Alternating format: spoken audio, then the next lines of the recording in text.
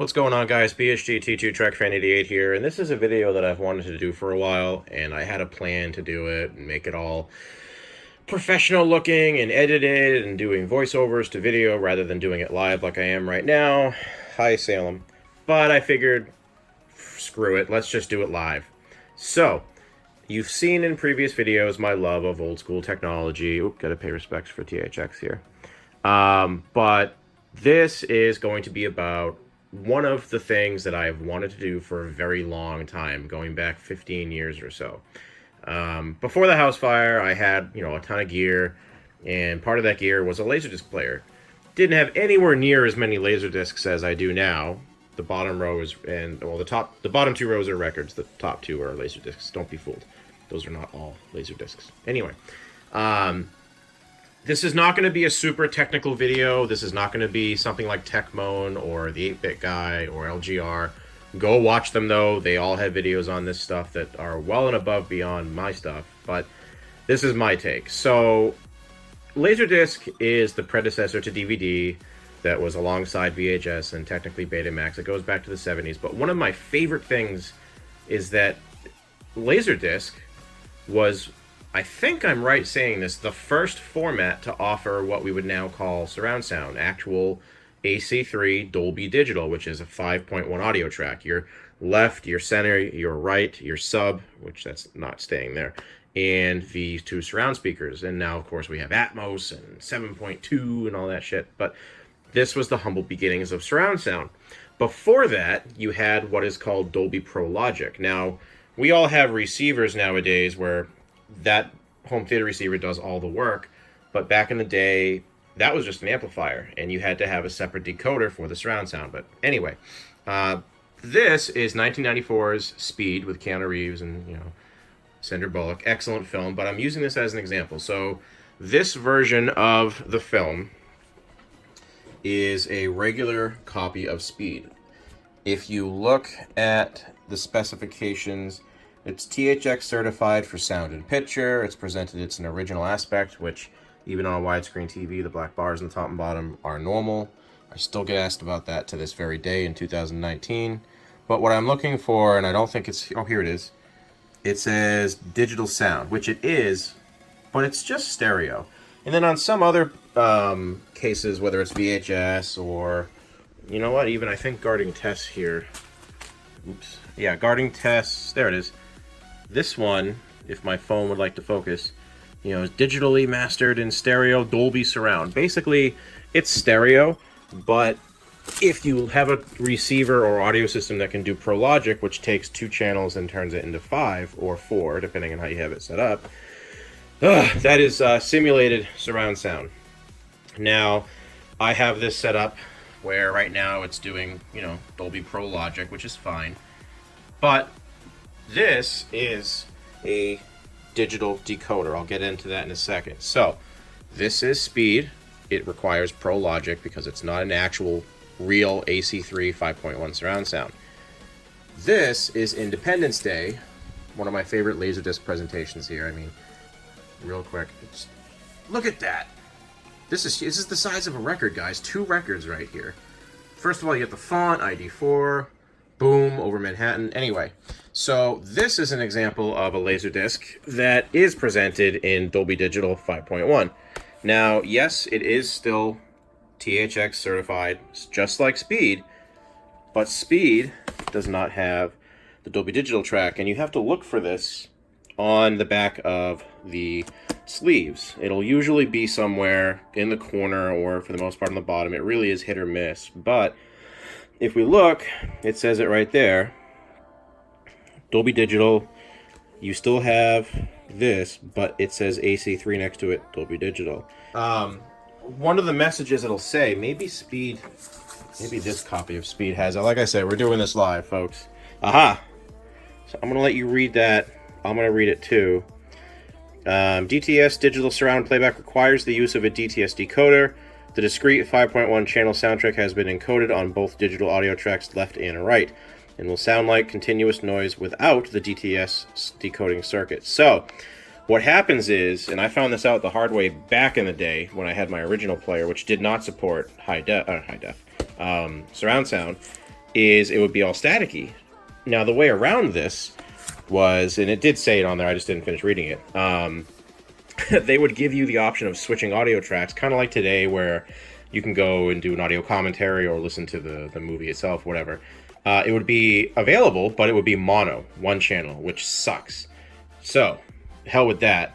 I wanted to do this right, and there's nothing, more fun than finding something and building something and turning it on for the first time or using it for the first time. And in that case, it is my surround sound processor. So let's take normal speed out, right? Which, Pro Logic, it's defaulting to the stereo, so it also defaults to Pro Logic because that's how I have it set. So some of you are going to hate me, but I'm just going to put this disc aside. Glass is not going to hurt it. And we're going to go in here, and we're going to go in order here. I'm going to do DTS, don't worry. I know this. I said this video is going to be a little bit long. So let's take Independence Day out. Let's put Independence Day in. And let's shut the door, shall we? I feel like that should be faster, but I'm not going to mess with it. I was going to open it and oil it and everything, but I'm not going to do that. So, anyway, I'm going to let her spin up. Okay. Now, I forget how it's laid out. That looks just like a DVD. It's ridiculous how good picture quality can be on a disc that actually had some care. Now, if I look in here, and again, this phone doesn't really want to help me out here, it actually says Dolby Digital, which is really cool. So I think the movie has started. Oh, it's the cool, mid-90s Dolby Digital intro here, which actually sounds really cool when in surround sound. Anyway, so notice how my receiver was working, but it still says Pro Logic. That's because we got to turn the decoder on, which again, no lights, but now it says Dolby Digital. Woohoo! If I turn it off, it defaults back to Pro Logic, but if I turn it on, boom, 5.1 surround sound. You have no idea, fellow friends and subscribers of mine, how satisfying it was to finally have a collection of Laserdisc, to finally have a decoder, to finally have a player that will talk to a decoder properly. And the first time I turned everything on and it said Dolby Digital there, I was fucking ecstatic. You have no idea. Now, it's kind of funny. I own Independence Day on Laserdisc, VHS, Blu-ray, and 4K Blu-ray, and honestly, after listening to all the different audio tracks, I prefer listening to this. Now, I've said it before, the original 5.1 mixes that these films got for their Laserdisc treatment, and even some early DVDs, but early DVD decoding wasn't as good as Laserdisc, believe it or not. Which is why in some movies and TV shows you'll hear people talk about, the audio is better on laser, but the picture is better on DVD. Laser being short for Laserdisc. But anyway, I actually prefer hearing it this way because I'm a big believer in what I've read that the mixes back in the day for 5.1, whether it was DTS or Dolby Digital, were more attuned to what you heard in the theater. Because this is before the days where home theater was cheap and easy and simple. So they didn't really mess with the audio. They kind of just threw it on the Laserdisc and said, here you go, 5.1. I tend to find that the Laserdisc of Independence Day, as an example, has a little bit more low-end punch in subtle things. Kind of like right now where there's a low... I'm not going to play it for copyright. It'll probably get flagged from this little video anyway, but the rumble is there, I think. Certain surround sound elements. It's just one of those things where you kind of get the idea. It was the early day of surround sound. It wasn't meant for everybody. Hello, you had to buy 3 different fucking components in order to get surround sound back in the day. But yeah. So Dolby Digital 5.1, again, it only works on certain discs, not all of them, but man, is it satisfying. And I personally, if I can buy a film that has a Dolby Digital track or DTS, I will buy that over, a normal one.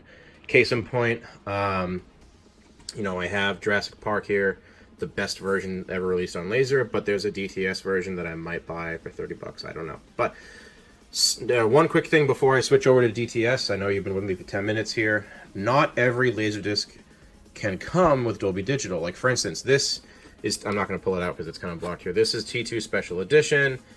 It's the most pinnacle Laserdisc release before the Ultimate Edition or Extreme Edition on DVD and then Blu-ray. But there is no Terminator 2 Judgment Day with a 5.1 track Dolby Digital because the Laserdisc came out too early.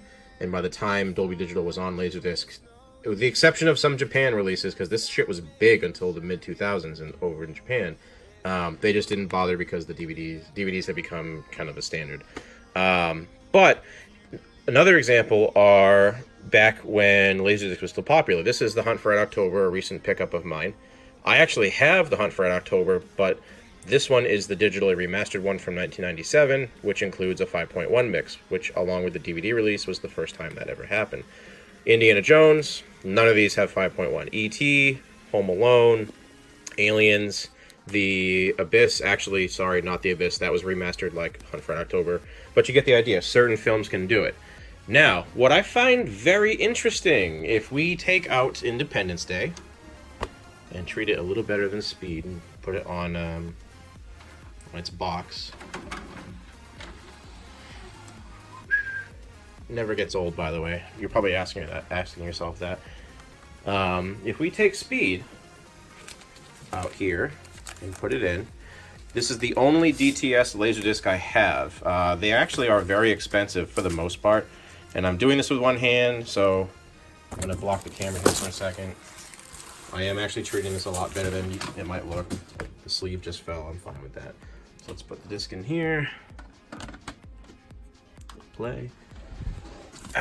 This is still in its plastic sleeve because this is actually in very, very, I can't call it mint, but almost mint condition. Anyway, I'm rambling on here. So, what I found rather interesting, and this will be the last point I make, I always thought that, that's funny, it remembered where it was last time it was in.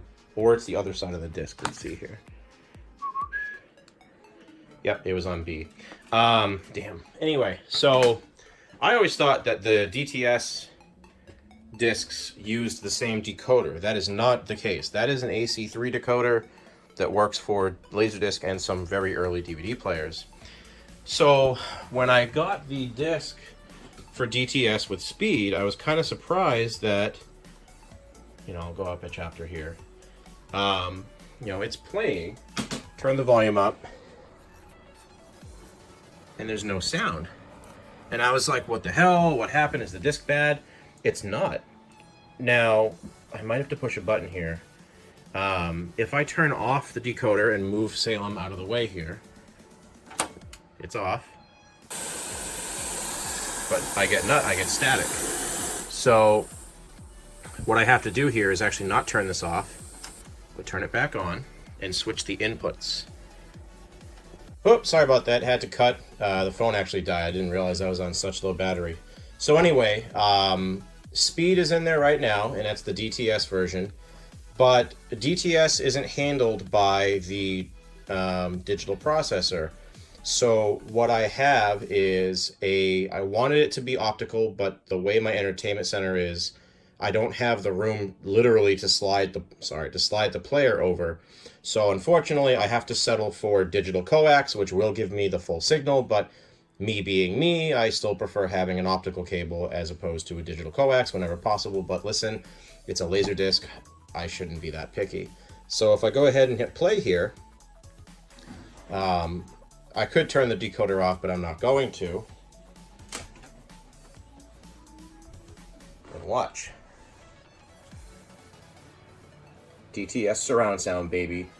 That, to me, is impressive for a couple reasons. When I was a kid and I got my first surround sound that actually could handle DTS, it was weird because you had to buy certain discs, because every DVD had Dolby Digital, but only a few had DTS that I could buy. The first one I ever remember watching was actually K-Pax with Kevin Spacey and Jeff Bridges. Really good movie, by the way.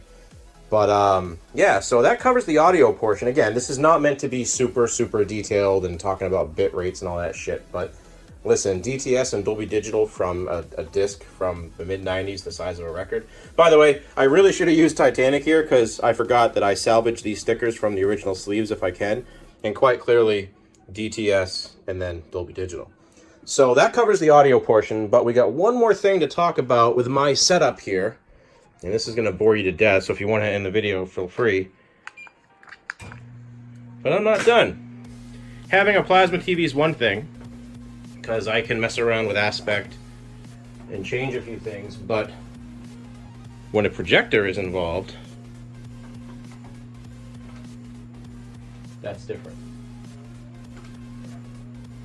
So, we turn my TV off, bam, and obviously it's going to be very bright in here, so let's stop it. Okay, so when you deal with an analog signal to a high definition TV or a digital projector, usually the TV itself will do a few things and make it look as best it can. Now we're talking about Laserdisc. This is a piece of technology that dates back to the 70s. The problem was originally, even though I like to be a purist and keep everything as minimally fucked with as possible to get as close as to the OG picture, Laserdisc is kind of tough because there are some movies and some discs that just don't look that great. Speed looks great. Anything remastered's great. But originally I had all my receiver just kind of doing a few things, including taking whatever analog signal it can get and putting it to a high definition. Now I just got to remember where to go here. Output settings. So I originally had this thing cranked up to 1080p at 24, which is fine for terrestrial HD broadcast, Blu-ray, gaming, unless you're doing a 60 FPS game. But because this is Laserdisc and its format was originally for 4x3 TVs, when I go through my home theater receiver and turn it to 1080p, while the picture is drastically improved overall when it comes to sharpness and detail, obviously it's the wrong aspect ratio. Now I can't, unlike a TV, I cannot take this picture and manually stretch it out or this way or, you know, make it look however I want, because the projector here in this case doesn't know what to do. And I have tried every which way. With this model projector, it is impossible. So what I have to do, and this only goes for analog inputs on this particular receiver. Again, it's an X4000 Denon from a few years ago. I go in here and I go to output settings, and instead of auto, I put it on 480p 576. Now that's a much lower resolution than 1080p, which is what this projector can do. But I thought I was screwed because it's still progressive scan, it's still digital, so I thought it was just going to lower the resolution. It doesn't. It actually puts it as a format that basically simulates 4x3. So if I take my projector remote here, again doing this live, and it's overscanned a little bit, we'll turn that off. Laserdisc doesn't fit properly even though the projector is lined up perfectly, so overscan basically makes it perfect, but for our purposes here, let's turn it off. If I go in here, aspect ratio, I can't fuck with this when it's on 1080p, which makes sense. By default, if you're watching a high-def program, it's digital. The computer inside, if you will, knows what to do. But in this case, now I can go in here and use the different aspect. Now, this is funny to me. This is what 480p or 5 whatever looks like on this 100-inch screen, because that's native. It's not stretching the picture. It looks damn fucking... I mean, this phone here is not doing it justice. It looks like crap on the phone. But looking at it in person, it looks like it's a high-definition image, because obviously it's put back down to its native aspect. If I go in here and do full, now we're seeing what we saw before, like with the receiver, where it's just stretching the picture. All it's doing is it doesn't know what to do. Luckily, like my TV, it has a zoom mode where all it does is 100% even across the board, zoom in to the point where it fits perfectly. So that's what I had to deal with. I didn't even think about that when I bought this projector and screen. But luckily there is a way, this is going to get flagged, there is a way to allow a Laserdisc player in 2019 to properly run on a projector with only a few different settings. Now, if I was to change inputs here and go to cable, right? So let's go to cable, right? Oh, I gotta find my remote. It's not anywhere. Damn it. It's already 1080p. Nothing has to change. But if I go back into the projector, because it's a digital signal, it doesn't do anything. It lets me select things, but it doesn't change because it's a digital signal. So let's go back to Laserdisc real quick. Oh, by the way, now it's on Dolby Digital because it's the, television. They don't do DTS, unfortunately. So we switch back to Laserdisc, and of course it goes to DTS, and we're ready to rock and roll. So, yeah, I know this is...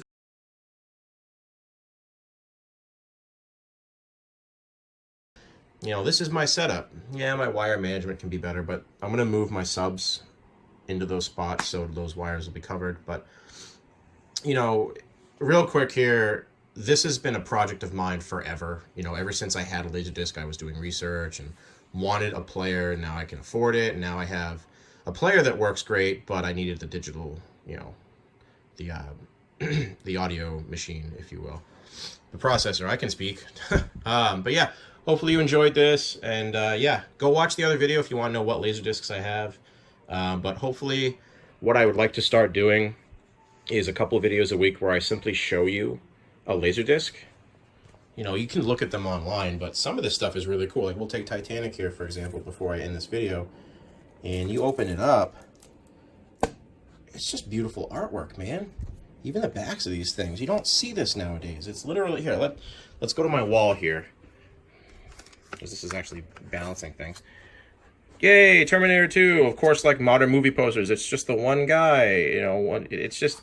You don't get much with modern releases, and to that point, everything is downloadable now. There's something to be said about taking a disc, or a movie, I should say, just like DVD, just like Betamax and VHS, and just having some fun with physical media. And physical media doesn't have to sound or look like shit. Again, maybe not with my projector, but on my home theater system here, it sounds amazing, and on my TV... partially because it's a plasma, a lot because it's a plasma.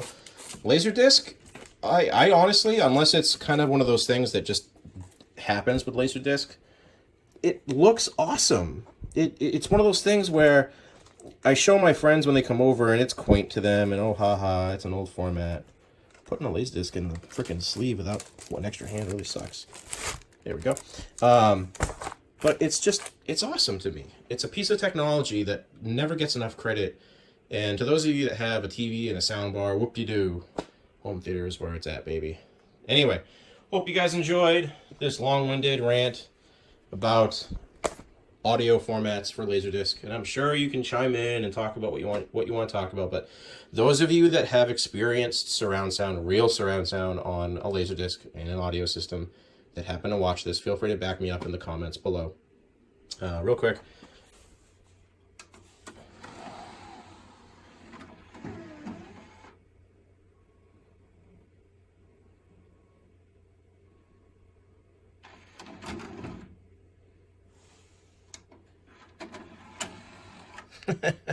I always thought that was funny, the little door.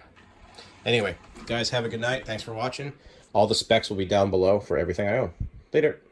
Real quick, I'm actually packing up. I've already finished the review, but I wanted to point out one thing really quick before I continue. I've talked about Laserdisc that has DTS and Dolby Digital, but again, like I said before, not every disc has it. A lot of it is just analog stereo. Even though it's digital on the disc. It might be digital if you have optical, but it's really just stereo. I mean, honestly, this awesome part of my collection is probably my favorite thing I own. And I already showed it to some of you. It's the original, the first home release of Jaws from 1970-something, or 80-something, whatever. This obviously ain't going to be in Dolby Digital, but everything else that I've talked about, newer discs, you just have to find them. Just, honestly, all you have to do is type in Laserdisc AC3 or Laserdisc Dolby Digital or DTS, and you will find a whole bunch, Independence, I can count on both my hands here how many of these discs are Dolby Digital, but there's more of them coming. Hunt for Red October, Speed, Independence Day, Forrest Gump, Titanic, The Abyss Remastered, Hunt for Red October is remastered too. I think Tombstone is, Contact is 5.1, Goodfellas I think is, Deep Rising is. It's funny, I actually received both the Laserdisc and the brand new Blu-ray that came out late last year in the same day. I bought both of them at the same time. alcohol might have had something to do with that. But no, I'm kidding. I actually was going to buy the Laserdisc anyway, and it happened to be released on Blu-ray that same day, so whatever. Anyway, guys, have a good night. See ya.